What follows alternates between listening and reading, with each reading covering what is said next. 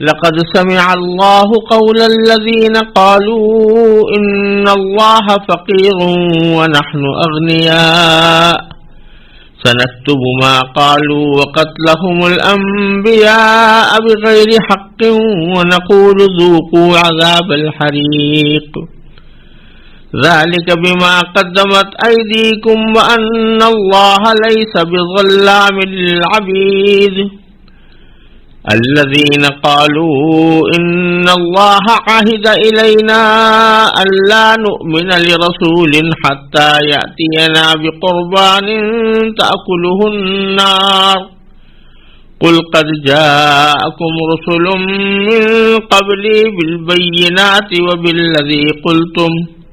Film قتلتموهم إن كنتم صادقين فإن كذبوك فقد كذب رسل من قبلك جاءوا بالبينات والزبر والكتاب المنير. ان آیات کا ترجمہ یہ ہے، اللہ نے ان لوگوں کی بات سن لی ہے جو یہ کہتے ہیں کہ اللہ فقیر ہے اور ہم مالدار ہیں. ہم ان کی یہ بات بھی لکھے لیتے ہیں اور انہوں نے انبیاء کو جو ناحق قتل کیا ہے اس کو بھی، اور پھر کہیں گے کہ دہکتی آگ کا مزہ چکھو. یہ سب تمہارے ہاتھوں کے کرتوت کا نتیجہ ہے جو تم نے آگے بھیج رکھا تھا، ورنہ اللہ بندوں پر ظلم کرنے والا نہیں ہے. یہ وہ لوگ ہیں جو کہتے ہیں کہ اللہ نے ہم سے یہ وعدہ لیا ہے کہ کسی پیغمبر پر اس وقت تک ایمان نہ لائیں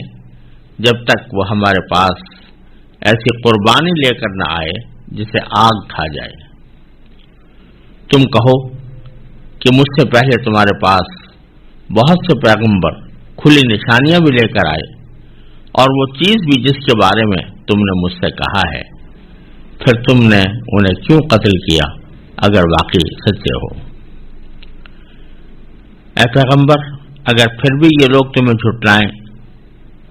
تو یہ کوئی نئی بات نہیں. تم سے پہلے بھی بہت سے ان رسولوں کو جھٹلایا جا چکا ہے جو کھلی کھلی نشانیاں بھی لائے تھے، لکھے ہوئے صحیفے بھی لائے تھے، اور ایسی کتاب بھی جو حق کو روشن کر دینے والی تھی.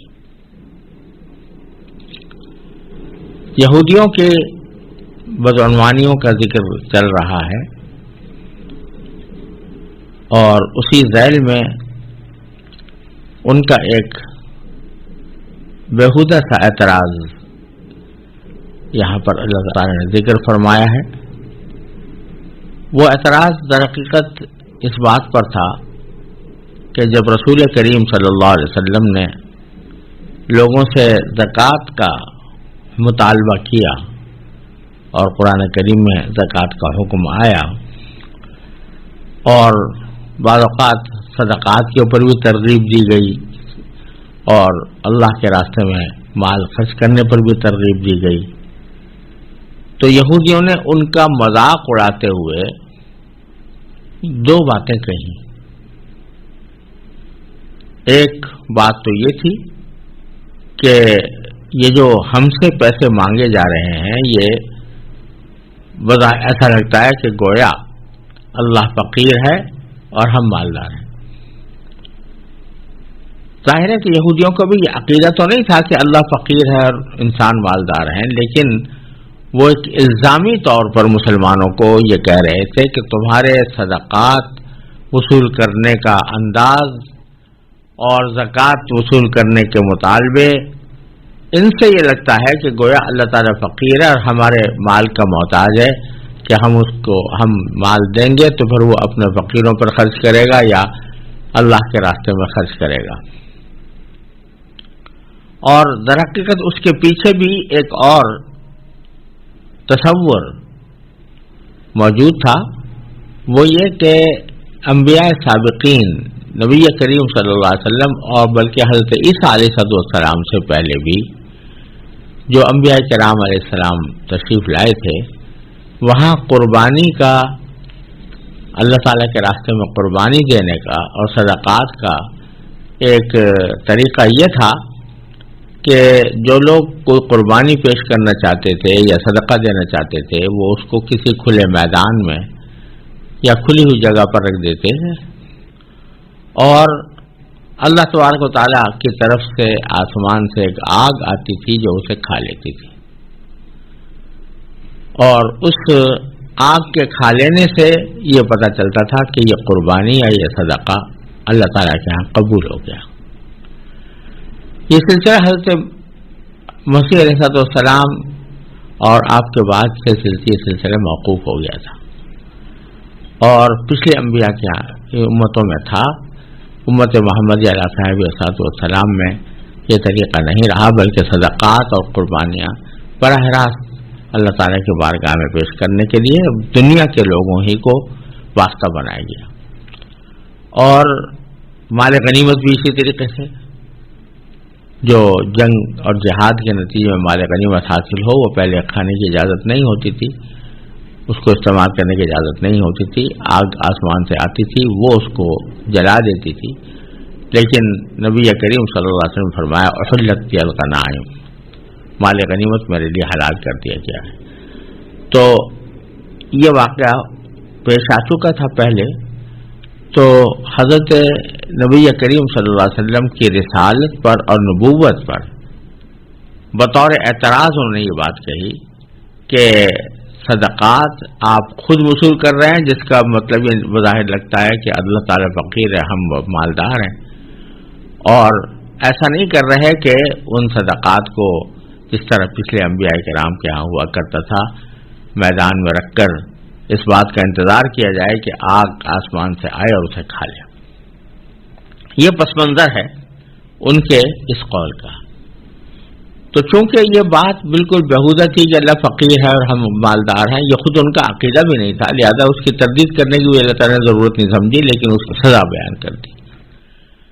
فرمایا لقد سمع اللہ، اللہ نے بات سن لی ہے، قول الذین قالوا، ان لوگوں کی بات جنہوں یہ کہا ہے کہ ان اللہ فقیر، کہ بے شک اللہ فقیر ہے، ونحن اغنیاء، اور ہم مالدار ہیں۔ سنکتب ما قالوا، ہم ان کی یہ بات لکھ لیتے ہیں، یعنی ان کے جہاں اور اعمال نامے میں برائیاں لکھی ہوئی ہیں ان کے اس قول کا بھی اس میں اضافہ ہو جائے گا، اور صرف اتنا ہی نہیں کہ یہ لکھ دیں گے بلکہ وقتلہم الانبیاء بغیر حق، انہوں نے پچھلے انبیاء کرام کو جو ناحق قتل کیا ہے وہ بھی ان کے نام اعمال میں لکھیں گے۔ یہ بات سمجھنے کی ہے کہ پچھلے انبیاء کرام کو قتل کرنا یہ ان کے آباء و اجداد کا کام تھا جو صدیوں پہلے گزر چکے تھے، یعنی جو موجودہ یہودی بنی اسرائیل کے ہوتے ہیں انہوں نے خود کسی نبی کو قتل نہیں کیا تھا، لیکن صدیوں پہلے ان کے جو آباء و اجداد تھے انہوں نے متعدد انبیاء کے قتل کرنے کا ارتکاب کیا تھا، اور یہ ایک تاریخ کا حصہ ہے۔ یہاں اللہ تبارک و تعالیٰ فرما رہے ہیں کہ ان انبیاء کرام کے قتل کا بدلہ اور قتل کا جرم بھی، انبیاء کرام کے قتل کا جرم بھی ہم انہی کے نام اعمال میں لکھ رہے ہیں۔ وجہ اس کی یہ ہے کہ اگرچہ یہ براہ راست قتل میں شریک تو نہیں تھے اور انہوں نے خود قتل نہیں کیا تھا، لیکن یہ اپنے آباء و اجداد کے اس فعل پر راضی بھی تھے، کیونکہ کبھی انہوں نے اپنے آباء و اجداد کی اس بارے میں کوئی تردید نہیں کی، کوئی اس سے برات کا اظہار نہیں کیا کہ ہمارے پچھلے آباء و اجداد نے ہمارا یہ کام کیا تھا تو اب ہم اس سے برات کا اظہار کرتے ہیں، ایسا نہیں کیا، بلکہ اس پر راضی رہے۔ تو اس لیے وہ بھی ان کے نام اعمال میں لکھا جائے گا، اور اسی سے یہ مسئلہ مستنبط ہوتا ہے کہ کفر پر راضی رہنا بھی کفر ہے اور معصیت پر راضی رہنا بھی معصیت ہے، یعنی گناہ پر راضی رہنا بھی گناہ ہے۔ اور رسول کریم صلی اللہ علیہ وسلم کے ایک ارشاد میں اس کی وضاحت فرمائی گئی ہے کہ جب زمین پر کوئی گناہ کیا جاتا ہے تو جو شخص وہاں موجود ہو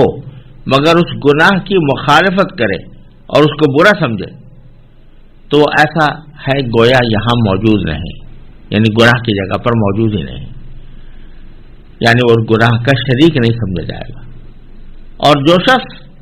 اگرچہ اس مجلس میں موجود نہیں ہے مگر ان کے اس فعل سے راضی ہے اور اس سے کوئی برات کا اظہار نہیں کرتا تو باوجود غائب ہونے کے سمجھا جائے گا کہ یہ بھی اس گناہ کا شریک ہے۔ تو یہ لوگ اگرچہ اس وقت موجود نہیں تھے جب ان کے آباء و اجداد انبیاء کو قتل کر رہے تھے، لیکن چونکہ یہ اس پر راضی ہیں، اس سے برات کا انہوں نے کوئی اظہار نہیں کیا، اس واسطے ان کو بھی یہ کہا گیا کہ یہ انبیاء کرام کے قتل میں شریک ہیں اور ان کے نام اعمال میں وہ لکھا جائے گا۔ دوسری بات یہاں یہ سمجھنے کی ہے کہ دونوں جملوں میں کوئی بظاہر ربط نظر نہیں آ رہا کہ ایک تو ہم یہ لکھ لیں گے کہ انہوں نے یہ اللہ تعالیٰ کی شان میں گستاخی کی ہے کہ اللہ تعالیٰ فقیر ہے اور ہم مالدار ہیں، اور دوسرا یہ لکھ لیں گے کہ انہوں نے انبیاء کرام کو ناحق قتل کیا ہے۔ حقیقت میں دونوں میں جو ربط ہے اور جس کی وجہ سے اس بات کا یہاں پر ذکر کیا گیا ہے وہ آگے آنے والی آیت سے واضح ہوتا ہے کہ انہوں نے انبیاء کرام کی صرف تکذیب ہی نہیں کی، ان کے قتل کا بھی ارتکاب کیا ہے۔ تو یہ جو بات کہہ رہے تھے کہ اللہ تعالیٰ فقیر ہم مالدار ہیں، یہ در حقیقت رسول کریم صلی اللہ علیہ وسلم کی تکذیب کے لیے کہہ رہے تھے، یعنی آپ نے جو زکوٰۃ کا حکم بتایا تھا تو اس کی تکذیب اور اس کو جھٹلانے کے لیے کہہ رہے تھے کہ آپ کے کہنے کا تو مطلب یہ ہوا کہ معاذ اللہ اللہ تعالیٰ فقیر ہے ہم مالدار ہیں، تو یہ در حقیقت آپ کو جھٹلانا تھا۔ تو اللہ تعالیٰ فرما رہے ہیں کہ انہوں نے تو جھٹلانے سے بھی آگے انبیاء کرام کو قتل کرنے سے بھی دریغ نہیں کیا، لہذا اگر یہ جھٹلا رہے ہیں رسول کریم صلی اللہ علیہ وسلم کو تو ان کی بری سرشت سے یہ کوئی بات بعید نہیں ہے۔ آگے فرمایا کہ وَنَقُولُ ذُوقُوا عَذَابَ الْحَرِيقِ، اور ہم کہیں گے یعنی آخرت میں کہیں گے کہ چکھو مزہ دہکتی ہوئی آگ کا، یعنی آخرت میں ان کو جہنم کا عذاب ہوگا۔ ذالک بما قدمت ایدیکم، اور یہ جو کچھ جو سزا تمہیں دی جا رہی ہے یہ صرف تمہارے ان اعمال کی بنا پر ہے جو تم نے اپنے سے آگے بھیج رکھے ہیں۔ قدمت ایدیکم، وہ اعمال کے جو تم نے آگے بھیجے ہیں۔ یہ اصطلاح قرآن کریم نے جگہ جگہ استعمال فرمائی ہے ان اعمال کے بارے میں جو انسان دنیا میں کرتا ہے، اچھے ہوں یا برے۔ اگر اچھے ہیں تو وہ بھی آگے بھیجے جاتے ہیں اور برے ہیں تو وہ بھی آگے بھیجے جاتے ہیں، یعنی وہ سب جا کر ذخیرہ ہو رہے ہیں وہاں آخرت میں۔ اگر اچھے اعمال ہیں تو ان کا نتیجہ اچھا ملے گا، برے اعمال ہیں تو ان کا نتیجہ برا ملے گا۔ تو فرمایا کہ جو کچھ تمہیں عذاب ہوگا یہ تمہارے اپنے آگے بھیجے ہوئے اعمال کی بنا پر ہوگا۔ وَأَنَّ اللَّهَ لَيْسَ بِظَلَّامٍ لِّلْعَبِيدِ، اور اللہ بندوں پر کوئی ظلم کرنے والا نہیں ہے۔ اللہ تعالیٰ ایسا نہیں ہے کہ بندوں پر خامخواہ ظلم کرے اور ان کو عذاب دینا شروع کر دے، ان کو جہنم میں ڈال دے۔ پھر آگے انہوں نے یہودیوں نے نبی کریم صلی اللہ علیہ وسلم کی رسالت کی تکذیب کے طور پر، یعنی رسالت کی تردید اور اس کو نہ ماننے کے ایک دلیل کے طور پر یہ بات بھی کہی تھی کہ ہم نے تو یہ دیکھا ہے کہ تورات میں ہم سے اللہ تعالیٰ نے یہ عہد لیا تھا کہ ہم کسی ایسے رسول پر ایمان نہ لائیں جب تک کہ وہ کوئی ایسی قربانی پیش نہ کرے جس کو آسمان سے آگ آ کر کھا لے۔ گویا ہم سے یہ عہد لیا گیا تھا کہ جب بھی کوئی رسالت کا دعوے دار تمہارے سامنے آئے اور جو یہ دعویٰ کرے کہ میں اللہ کا پیغمبر ہوں تو پہلے یہ دیکھو کہ اس نے کوئی قربانی ایسی پیش کی ہے جس کو کھلے میدان میں رکھ دیا ہو اور پھر آگ اس کو آ کر کھا گئی ہو. اگر ایسا اس نے معجزہ دکھایا تب تو اس کو رسول ماننا، ورنہ نہیں ماننا. تو رسول کریم صلی اللہ علیہ وسلم سے بھی یہ مطالبہ تھا کہ آپ بھی ایسے ہی کوئی معجزہ دکھائیں کہ صدقہ کریں، کھلے میدان میں رکھیں اور آگ سے آ کر کھائیں. تو اس کا ذکر اللہ تعالیٰ نے فرمایا الذین قالوا، یہ وہ لوگ ہیں جنہوں نے کہا ہے کہ ان اللہ عہد الینا، کہ اللہ نے ہم سے یہ وعدہ لیا ہے اللہ نؤمن لرسول، کہ ہم کسی پیغمبر پر اس ایمان نہ لائیں حتی یاتینا، یہاں تک کہ وہ لے آئے ہمارے پاس بقربان، ایک قربانی تاکلہ النار، جسے آگ کھا جائے. اللہ تعالیٰ جواب میں فرماتے ہیں کہ قل قد جاءکم رسل من قبلی بالبینات وبالذی قلتم، تم سے پہلے تمہارے پاس، مجھ سے پہلے تمہارے پاس رسول آئے ہیں جو کھلی کھلی دلیلیں لے کر آئے تھے. وبالذی قلتم، اور وہ چیز بھی لے کر آئے تھے جو تم کہہ رہے ہو، یعنی ایسی قربانی جس کو آگ آ کر کھا جائے. تو پھر تم نے کیوں ان کو قتل کیا؟ فلم قتلتموہم ان کنتم صادقین، اگر تم سچے ہو. اصل بات یہ ہے کہ اللہ تعالیٰ نے ان سے ایسا کوئی عہد نہیں لیا تھا. آج بھی جو تورات کے نام سے کتاب موجود ہے، جس کو یہ آسمانی کتاب کہتے ہیں، اس میں بھی کہیں یہ حکم نہیں ہے کہ کسی پیغمبر کی اس وقت تک تصدیق نہ کرنا، اس وقت تک پیغمبر نہ ماننا جب تک کہ وہ ایسی قربانی لے کر نہ آئے. ٹھیک ہے، تورات ہی میں کئی انبیاء کرام کے ایسے واقعات مذکور ہیں کہ انہوں نے کوئی قربانی پیش کی اور اس کو آگ آ کر کھا گئی. اس کو سوختنی قربانی سے تعبیر کیا گیا ہے. یہ واقعات تو ہیں، لیکن کہیں یہ حکم نہیں ہے، نہ کوئی ایسا معاہدہ کیا گیا ہے کہ جب تک کوئی رسول ایسی قربانی لے کر نہ آئے تم اس کو ماننا ہی نہیں. ایسی کوئی بات نہیں. تو چونکہ ایسی کوئی بات تھی ہی نہیں، اس واسطے اللہ تبارک و تعالی نے اس کا ذکر کرنے کے بجائے ایک الزامی طور سے ان کو جواب یہ دیا کہ اگر فرض کرو تمہاری بات درست بھی ہو کہ تم کسی نبی پر اس وقت ایمان لاؤ گے جب وہ کوئی ایسی قربانی لے کر آئے جسے آگ کھا جائے، تو پچھلے انبیاء کرام میں متعدد حضرات ایسے ہوئے ہیں کہ وہ نہ صرف یہ کہ کھلے کھلے معجزے لے کر آئے تھے، نہ صرف یہ کہ کھلے کھلے دلائل لے کر آئے تھے، بلکہ انہوں نے ایسی قربانی بھی پیش کر کے دکھا دی تھی تمہیں جس کے اوپر جسے آگ نے آ کر کھایا تھا. اس کے باوجود تم نے نہ صرف ان کو مانا نہیں بلکہ ان کو قتل کر دیا. تو اگر تم سچے ہو کہ بھائی ہم تو اس وقت ایمان لائیں گے جب قربانی ایسی آ جائے، تو یہ تمہارا دعویٰ درست نہیں ہے. آگے پھر اللہ تبارک و تعالی نبی کریم صلی اللہ علیہ وسلم کو ایک طرح سے تسلی دیتے ہیں کہ فَإِن كَذَّبُوكَ، یہ کھلے کھلی باتیں دلائل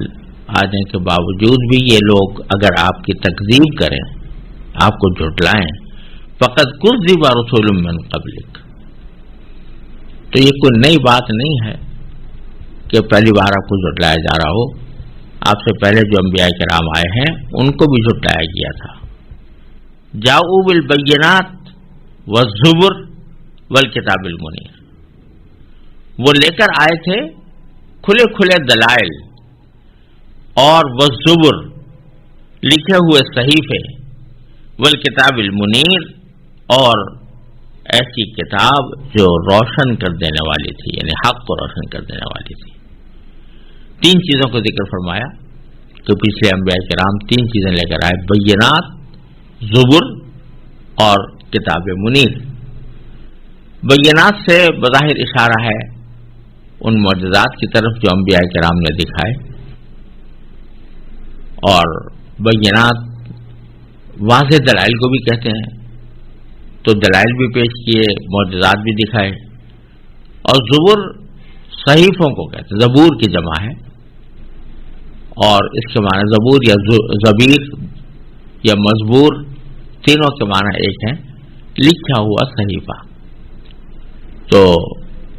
جب وہ انبیاء کرام آتے تھے تو ان کے پاس یا تو خود انہی پر نازل شدہ صحیفے ہوتے تھے یا پچھلے انبیاء کرام کے صحیفے ہوتے تھے، وہ لے کر آتے تھے۔ اور الکتاب المنیر سے بظاہر مراد تورات ہے کہ تورات بھی لے کر آئے وہ، یعنی تورات چاہے ان پر نازل ہوئی ہو جیسے حضرت موسیٰ علیہ السلام، یا نازل تو حضرت موسیٰ علیہ السلام پر ہوئی ہو لیکن بعد کے پیغمبر وہ لے کر آئے ہوں کہ ان کے احکام اس وقت بھی واجب العمل تھے، یہ سب چیزیں لے کر آئے، لیکن اس کے باوجود جن کو جھٹلانا تھا وہ جھٹلاتے ہی رہے اور کسی بھی قسم کی دلیل کو وہ ماننے کے لیے تیار نہیں ہوئے۔ تو رسول کریم صلی اللہ علیہ وسلم کو تسلی دی جا رہی ہے کہ آپ کے ساتھ جو تکذیب کا برتاؤ یہ لوگ کر رہے ہیں، یعنی یہ یہودی کر رہے ہوں یا مشرکین کر رہے ہوں،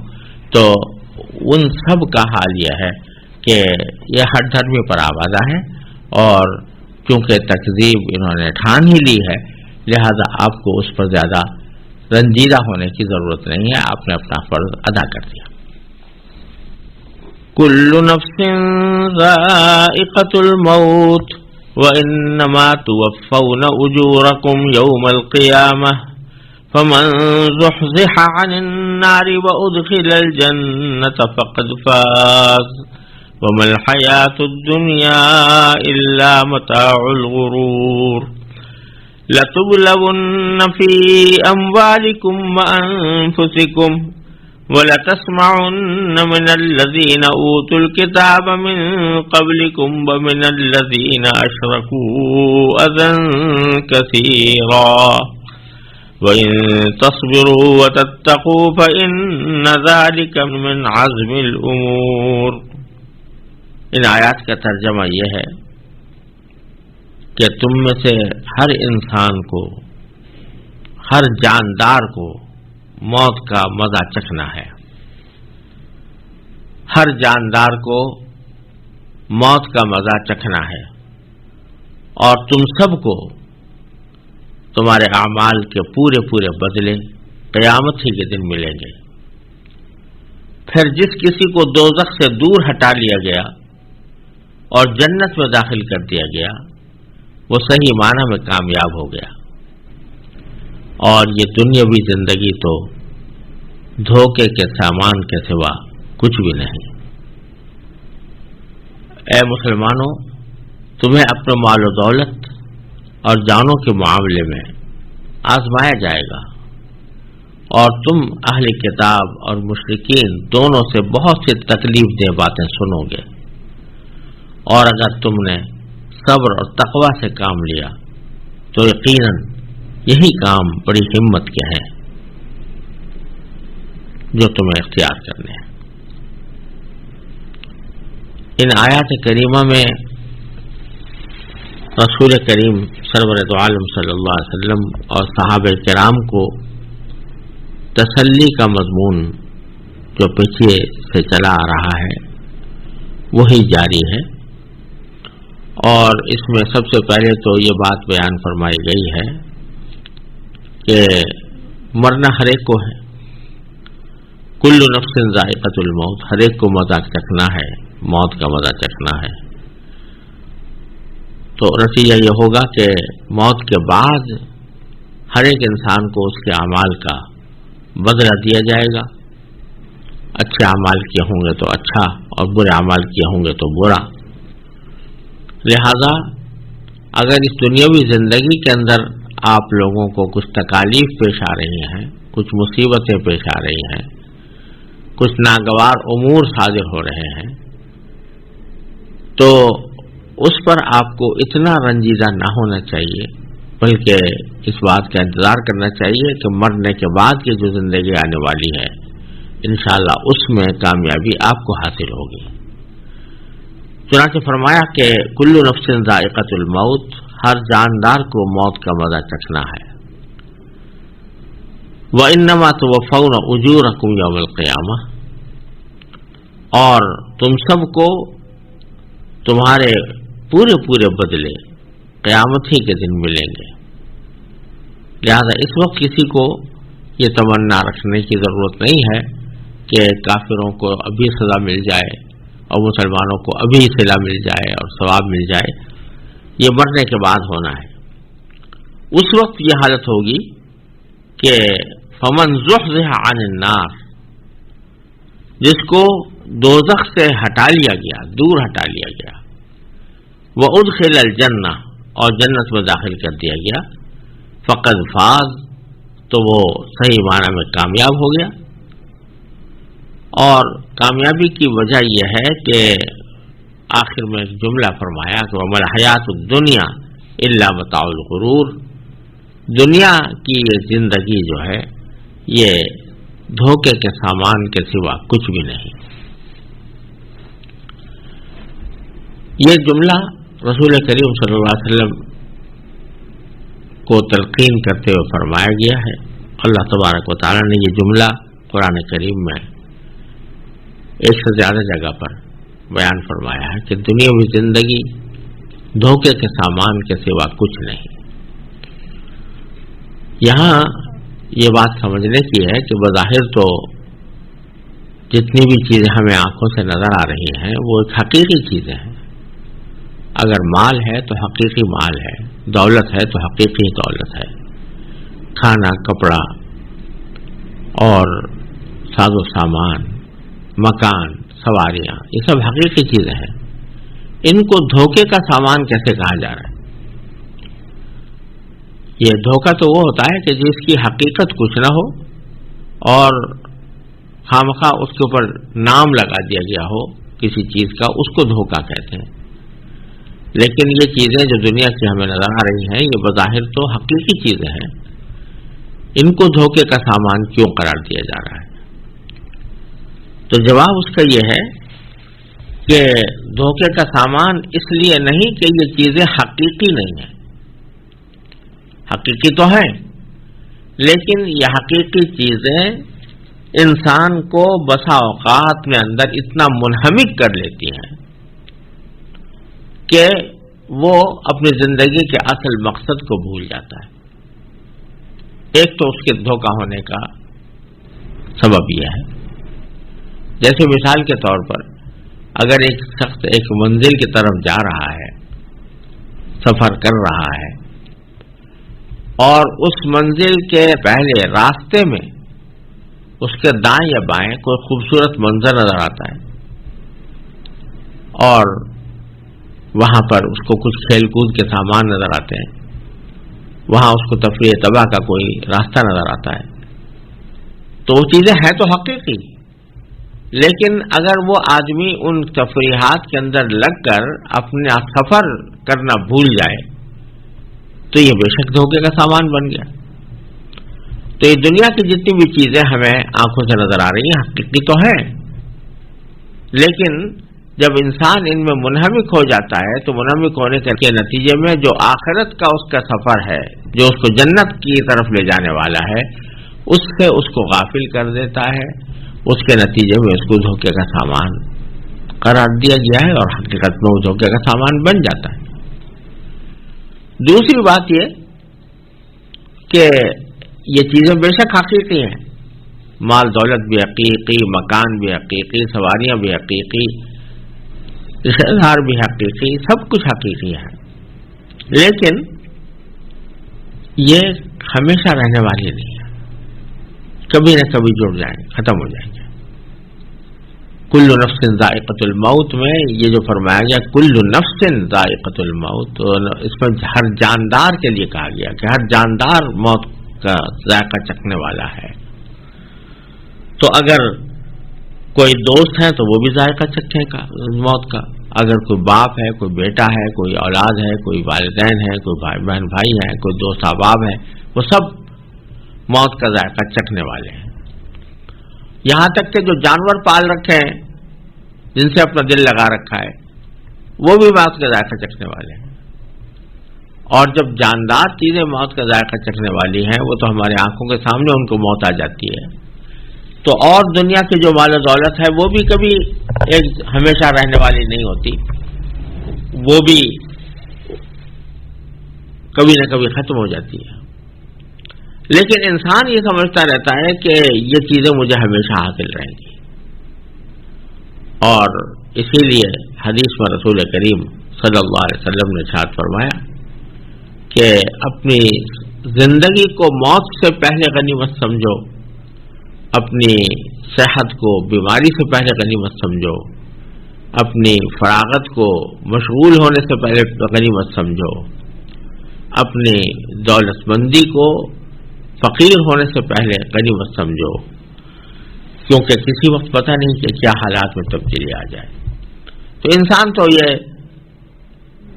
امید لگائے بیٹھا رہتا ہے کہ میں زندہ رہوں گا، لیکن یہ سب چیزیں کسی نہ کسی وقت ساتھ چھوڑ جائیں گی۔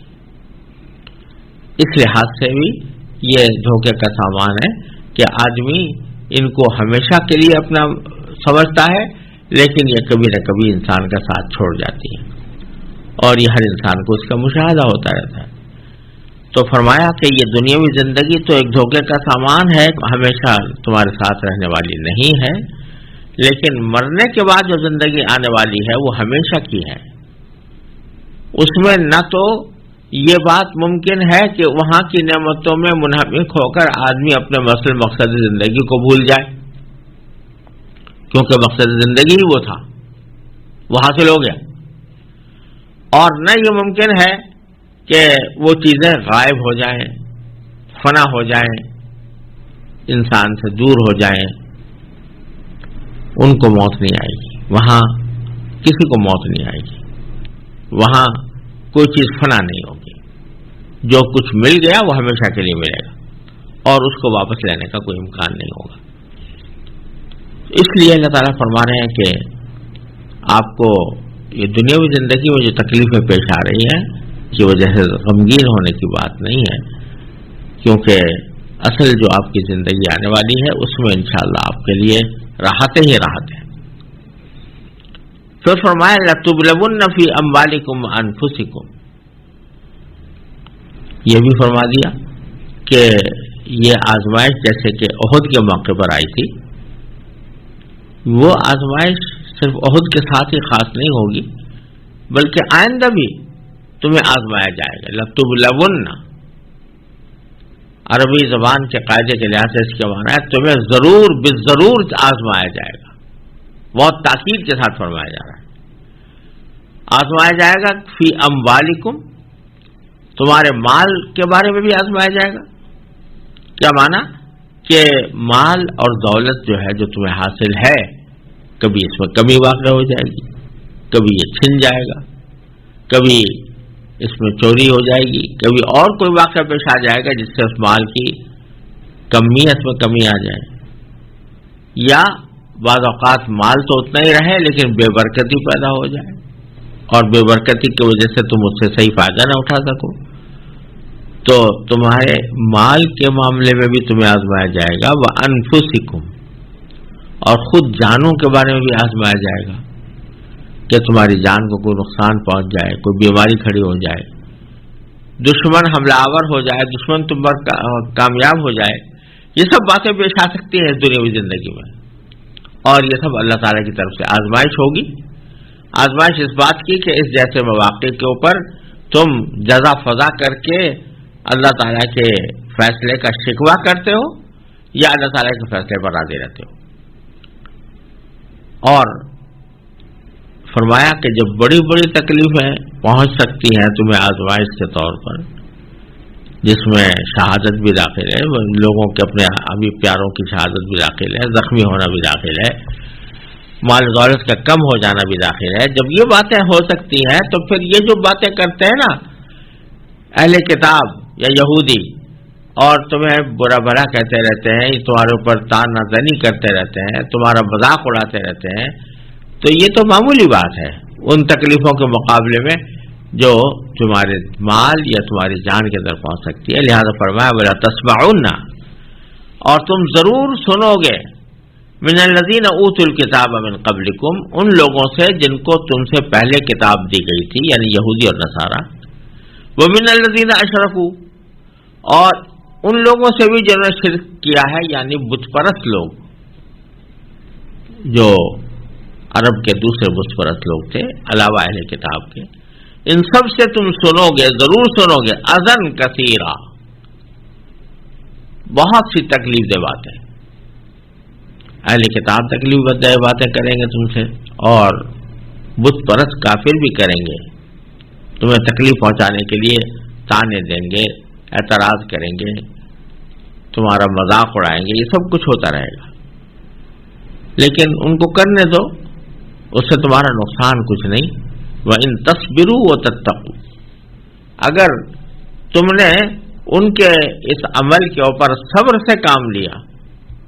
اور تقوی سے کام لیا، فَإِنَّ ذَلِكَ مِنْ عَزْمِ الْأُمُورِ، تو یقین رکھو کہ یہی وہ کام ہے جو بڑے ہمت کے ہیں۔ یعنی تعریف فرمائی اللہ تعالیٰ نے کہ جو ایسے مواقع پر صبر سے اور تقوی سے کام لے وہ اولو العزم آدمی ہے، اور بڑی ہمت کا مظاہرہ کرنے والا ہے۔ یہ ہوتا ہے کہ آدمی ایسے مواقع پر دل گرفتہ ہونے کے بجائے، مایوس ہونے کے بجائے، وہ اس کا ہمت اور تازہ ہو جائے، اس کا حوصلہ اور بڑھ جائے۔ یہ عزم الامور میں سے ہے، اولو العزم میں سے ہے۔ اب آگے میں پھر یہ دوسرا شروع کرتا ہوں۔ وَإِذْ أَخَذَ اللَّهُ مِيثَاقَ الَّذِينَ أُوتُوا الْكِتَابَ لَتُبَيِّنُنَّهُ لِلنَّاسِ وَلَا تَكْتُمُونَهُ فَنَبَذُوهُ وَرَاءَ ظُهُورِهِمْ وَاشْتَرَوْا بِهِ ثَمَنًا قَلِيلًا فَبِئْسَ مَا يَشْتَرُونَ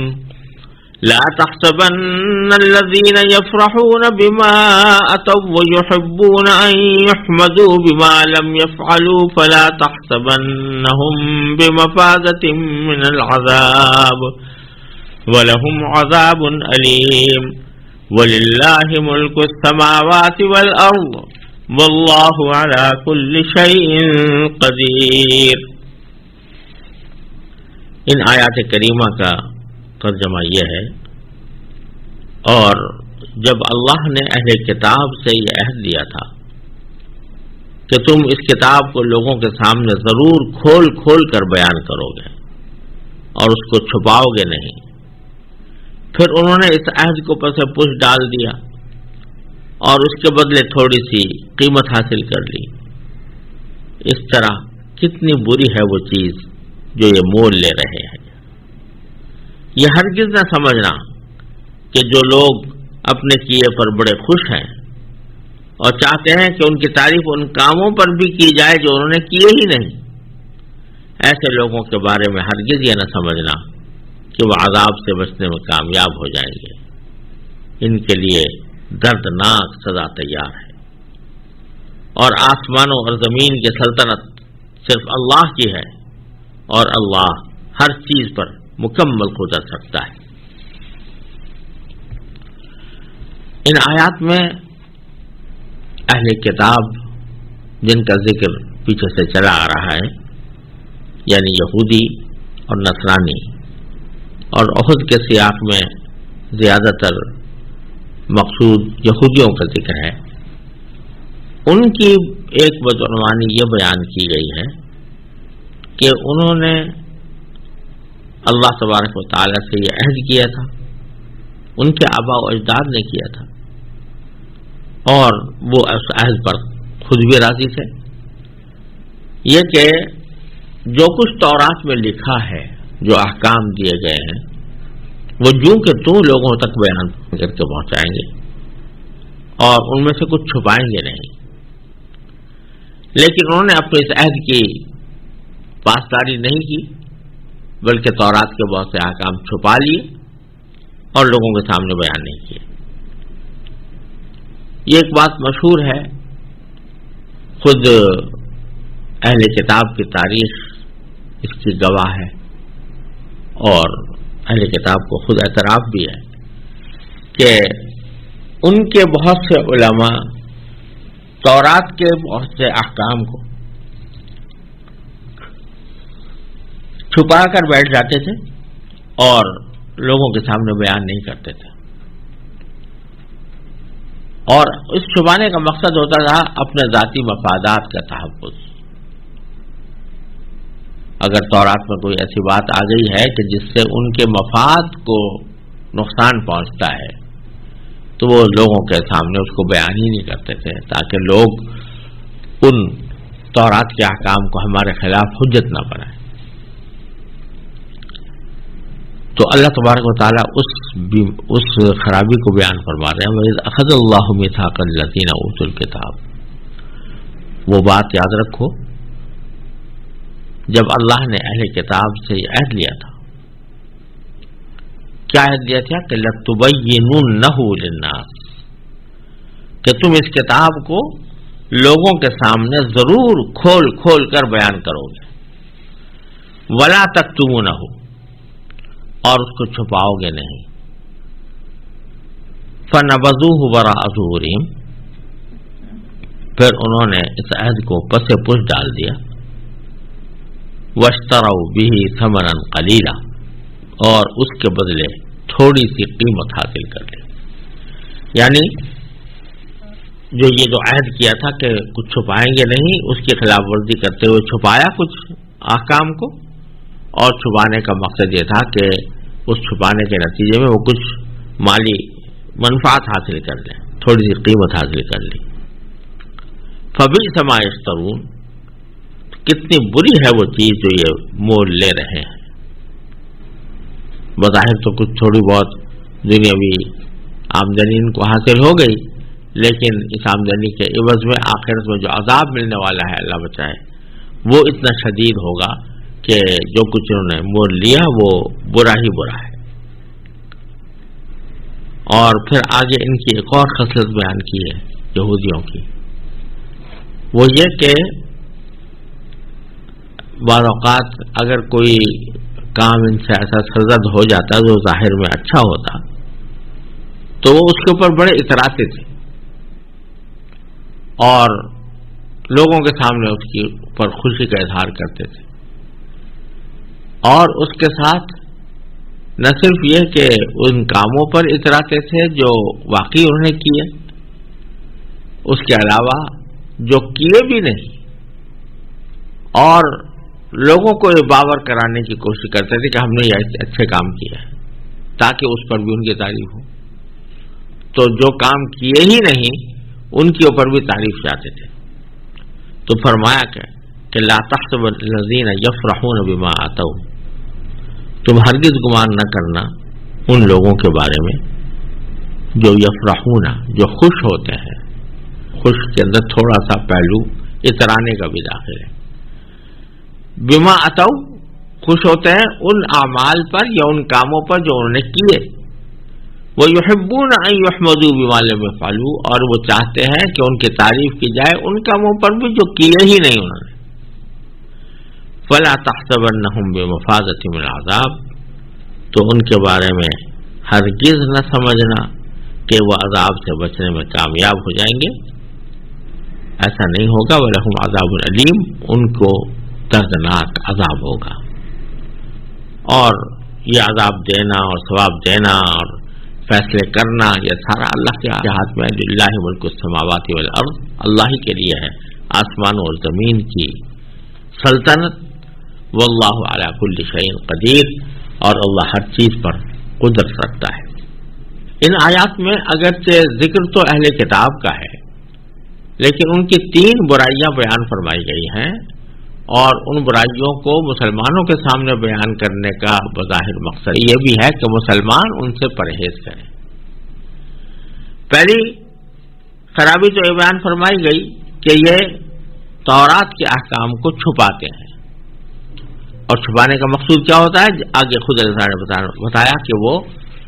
اس کے ذریعے اپنے دنیاوی مفاد حاصل کرتے ہیں اور تھوڑی سی قیمت خرید لیتے ہیں،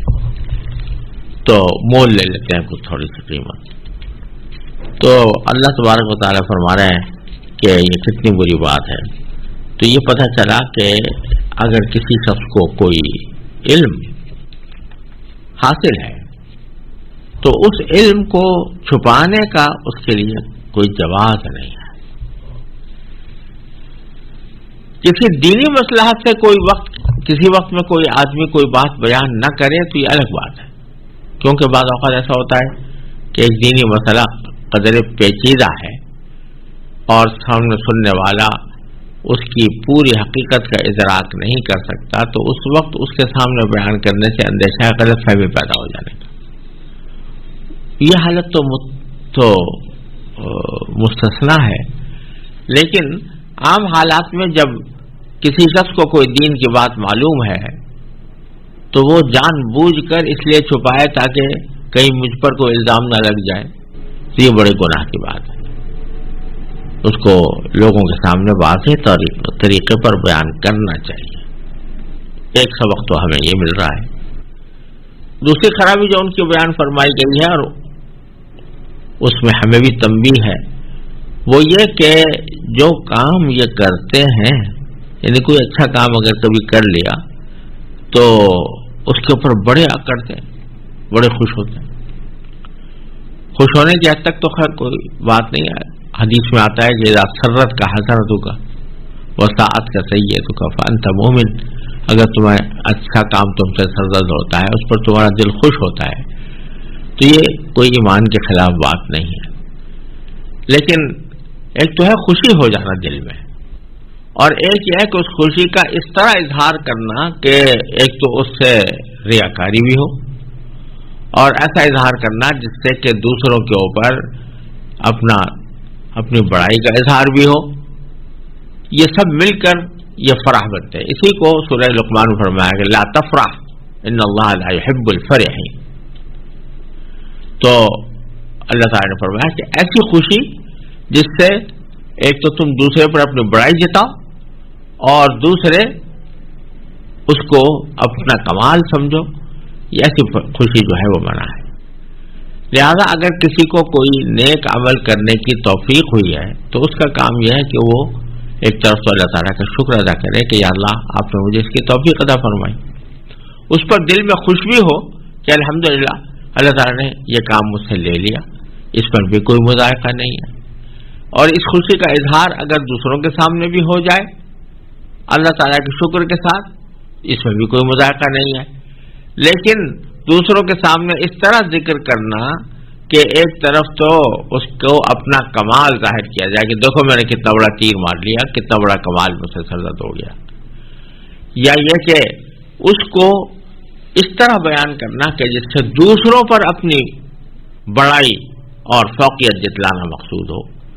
تو یہ تکبر میں داخل ہو کر یہ گناہ ہو جاتا ہے۔ اور یہاں اسی کا ذکر ہے کہ یفرحون بما اتوا، جو کچھ انہوں نے کیا ہے اس پر وہ اکڑ سے کام لیتے ہیں۔ تیسری برائی جو بیان کی وہ اس سے زیادہ خطرناک ہے کہ یحبون ان یحمدوا بما لم یفعلوا، وہ چاہتے ہیں کہ ان کی تعریف ایسے کاموں پر کی جائے جو انہیں کیے ہی نہیں۔ یہ بھی ایک انسانی نفس کی ایک بیماری ہے کہ چونکہ طبیعت کو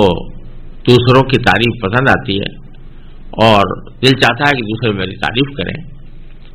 تو تعریف کے ہر موقع کو انسان اختیار کرنے کی کوشش کرتا ہے، یہاں تک کہ اس کے دل میں بعض اوقات یہ خیال پیدا ہوتا ہے ایک کام کیا تو نہیں ہے اس نے، لیکن چاہتا ہے کہ دوسرے لوگ یہ سمجھیں کہ میں نے کیا ہے اور اس کی بنیاد پر وہ تعریف کریں۔ یہ بھی ایک انسانی نفس کی چوری ہوتی ہے جو ایک انسان کے اندر بسا اوقات پیدا ہو جاتی ہے کہ ایک کام کیا تو نہیں ہے لیکن لوگوں کے سامنے باور کر رہا ہے کہ میں نے کیا، اور اس کے اوپر لوگوں کی تعریف حاصل ہو، تو یہ ڈبل جرم ہو گیا۔ ایک تو جو کام کیا نہیں اس کو کسی طرح باور کرانا کہ میں نے کیا ہے، یا دوسروں پر یہ ظاہر کرنا کہ میں نے کیا ہے، یا اگر دوسروں پر ظاہر ہو گیا ہے تو اس کی تردید نہ کرنا، تو یہ سب در حقیقت ایک طرح سے غلط بیان ہی ہے۔ اور دوسرا کام اس کے اوپر کہ تعریف حاصل کرنے کی فکر، تعریف کی فکر جب پیدا ہو جائے تو یہی انسان کے اندر حب جاہ پیدا کرتی ہے اور ریاکاری کے جذبات پیدا کرتی ہے۔ اس واسطے یہ کوئی اچھی صفت نہیں ہے کہ آدمی اس فکر میں لگا رہے کہ مجھے دوسروں کی تعریف حاصل ہو۔ تو اللہ تبارک و تعالی یہ فرماتے ہیں کہ جو لوگ ایسا کرتے ہیں، یعنی دو جرم کرتے ہیں، ایک تو اپنے کیے پر اکڑتے ہیں، اور جو کوئی کام نہیں کیا اس پر بھی تعریف چاہتے ہیں دوسروں کی کہ مجھے تعریف ملے، تو ان کو یہ نہ سمجھنا کہ یہ لوگ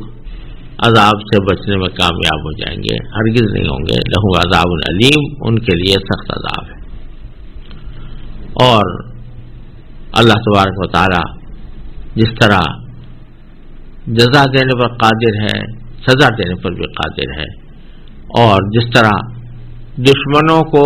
کسی وقتی طور پر کامیابی دینے پر قادر ہے، اسی طرح دشمنوں کو ناکام بنانے پر بھی قادر ہے۔ چنانچہ اس میں فرمایا وَلِلَّهِ مُلْكُ السَّمَاوَاتِ وَالْأَرْضِ، اللہ ہی کے لیے ہے